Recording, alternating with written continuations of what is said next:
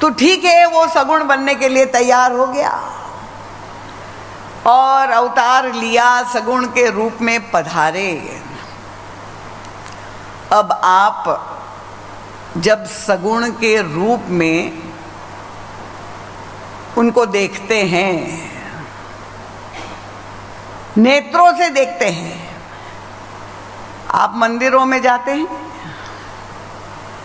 प्रभु का दर्शन करने जाते हैं, तीर्थों की यात्रा करते हैं, प्रभु का दर्शन करने जाते हैं, पर हम अपनी आंखों से जो उन्हें देखते हैं, क्या वह ईश्वर हमें दिखाई देता है क्या?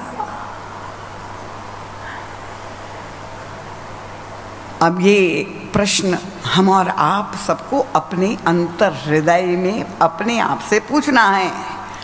कथा आप 60 साल से सुन रहे हैं, 80 साल से सुन रहे हैं, पूरे जीवन में आपने तीर्थ यात्रा, मंदिर दर्शन, कथा सुन रहे हैं। कथा के द्वारा किसी भी वक्ता से, विद्वान से आप प्रभु के स्वभाव, प्रभु के सौंदर्य, प्रभु के स्वरूप का शब्द चित्र जो वो प्रस्तुत करता है उसका दर्शन करते हैं। पर क्या हमें भगवान दिखाई देता है? अब ज्ञानियों से जाके पूछे ये ब्रह्म कौन है? जैसे अभी नर्मदा प्रसाद जी ने प्रारंभ में किया, जब ज्ञानियों से पूछा ब्रह्म कौन है, उन्होंने कहा ब्रह्म कूटस्थ है, दृष्टा मात्र है, वो हमारी आत्मा से अभिन्न है। ज्ञानियों का ब्रह्म सर्वव्यापी है, अभिन्न है। कर्म सिद्धांतवादियों से जाके पूछा कि आप जिस ईश्वर का को पूजते हैं वो ईश्वर कौन है, उसका परिचय बताइए। जो सृष्टि का संचालक है उनका हमारा ईश्वर निष्पक्ष है, कर्म फल देने वाला है, सारे संसार का वह स्वामी है। समझ में आ रहा है ना आप लोगों को? साथ में चल रहे हैं ना हमारे? अब भक्तों से जाके पूछा आप बताइए आपका भगवान कौन है?